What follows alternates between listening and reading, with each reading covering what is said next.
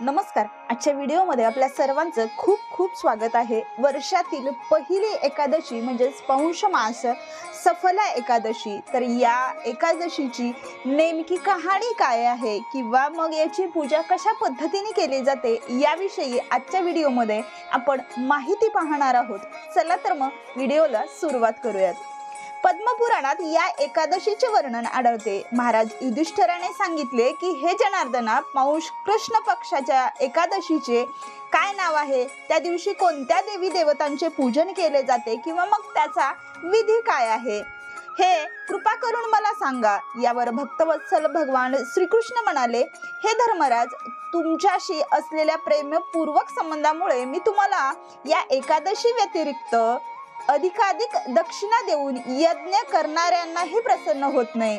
त्यामुळे तिला अत्यंत भक्तिभाव आणि श्रद्धापूर्वक करा। त्यामुळे हे राजन, तुम्ही द्वादशी युक्त पौष कृष्ण एकादशीचे महात्म्य अत्यंत एकाग्र चित्ताने ऐका। या एकादशीचे नाव सफला एकादशी आहे। या एकादशीचे देवता श्री नारायण आहेत।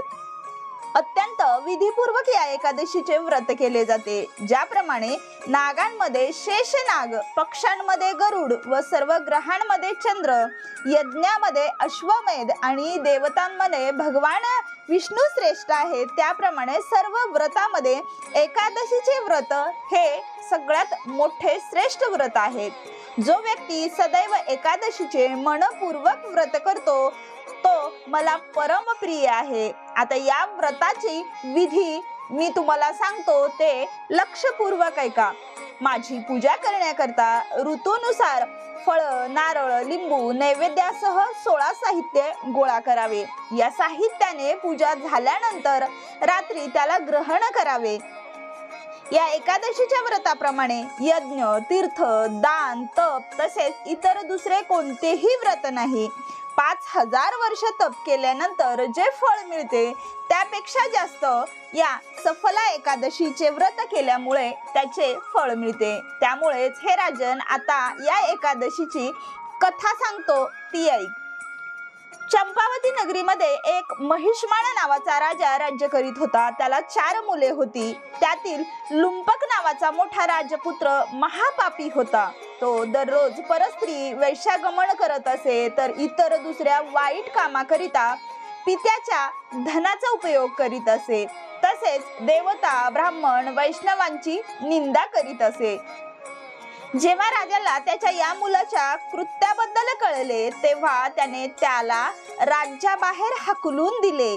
पित्याने हाकलून दिल्यानंतर काय करावे म्हणून त्याने चोरीमारी करण्याचा निश्चय केला। दिवसा तो जंगलात राहत होता आणि रात्री आपल्याच पित्याच्या नगरीमध्ये चोरी करीत असे।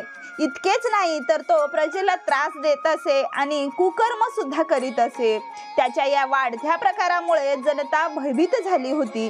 त्यानंतर त्याने जंगलात राहत असताना पशु पक्ष्यांची शिकार करून खायला सुरुवात केली। महिष्माण नगरीतील जनता त्याला पकडत तर असे, पण राजाच्या भीतीपोटी त्याला सोडून देत असे, कारण तो राजाचा मुलगा होता। ज्या जंगलामध्ये तो राहत होता त्या ठिकाणी एक भव्य आणि अति प्राचीन पिंपळाचे झाड होते।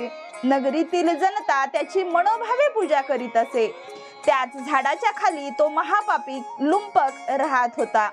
या जंगलाला जनता देवी देवतांची नगरी मानत असत। काही काळ गेल्यानंतर लुंपकाच्या अंगावरील कपडे जीर्ण झाल्यामुळे तो निर्वस्त्र झाला।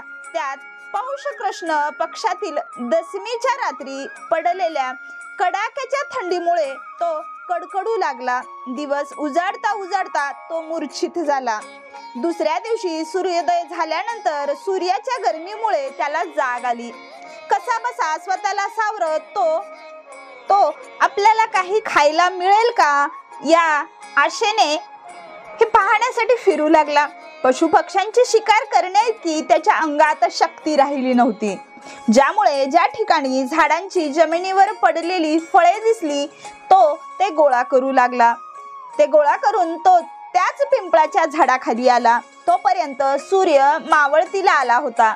तेव्हा आणलेली फळे त्याने झाडाच्या खाली ठेवली आणि परमेश्वराला प्रार्थना करून ती अर्पण केली। त्याचा या उपवास आणि जागरणामुळे भगवान प्रसन्न झाले आणि त्यांची सर्व पापे नष्ट झाले।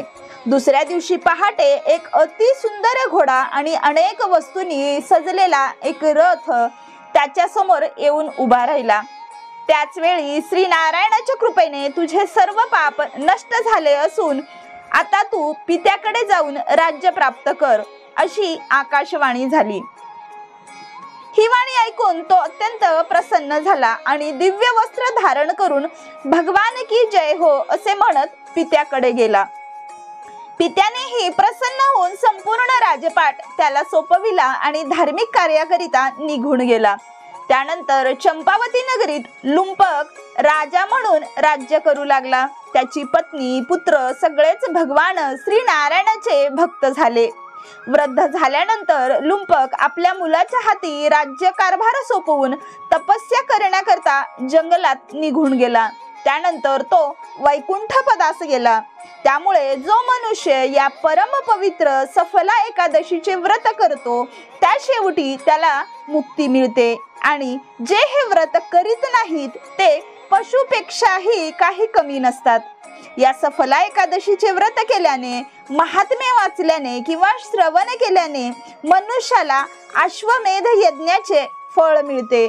म्हणून आपल्या आयुष्यामध्ये येऊन प्रत्येक एकादशीचे व्रत करावे किंवा मग या शुभ फल देणाऱ्या सफला एकादशीचे व्रत हे तर जरूरच करावे। ही सफला एकादशीची माहिती किंवा ही व्रत कथा तुम्हाला आवडली असेल तर लाईक, शेअर आणि सबस्क्राईब नक्कीच करा।